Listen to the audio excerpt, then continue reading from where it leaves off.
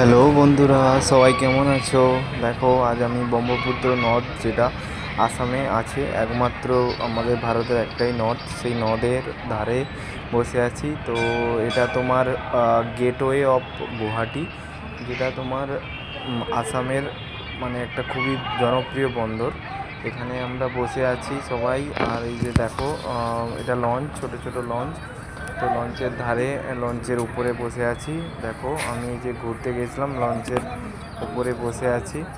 তো চারদিকটা দেখো কত সুন্দর। আজ মেঘলা ওয়েদার, মেঘলা চারদিকটা হয়ে আছে। দেখো বন্ধুরা, কত সুন্দর লাগছে চারদিকটা।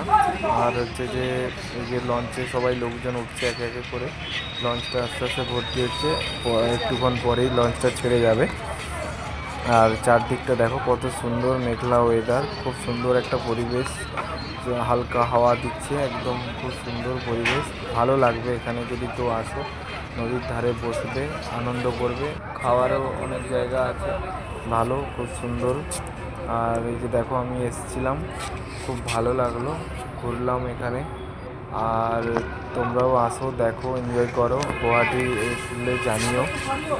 আর সবাই লাইক কমেন্ট প্লিজ করে দিও, শেয়ার করে দিও যদি ভালো লাগে ভিডিওটা। চারদিকটা পাহাড় দিয়ে ঘেরা, মাঝখানে এই নদীটা বয়ে যাচ্ছে পাহাড়ের মাঝখান দিয়ে।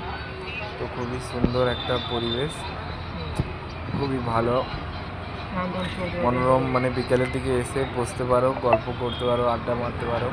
খুবই সুন্দর একটা পরিবেশ এবং শান্তিপূর্ণ। মানে সারাদিন কাজ করার পর নদীর ধারে এসে বসলে ভালো লাগবে মনটা, এটাই আর কি। বাকি চারদিকটা দেখাচ্ছি, দেখো ভিডিওতে, খুবই সুন্দর লাগছে।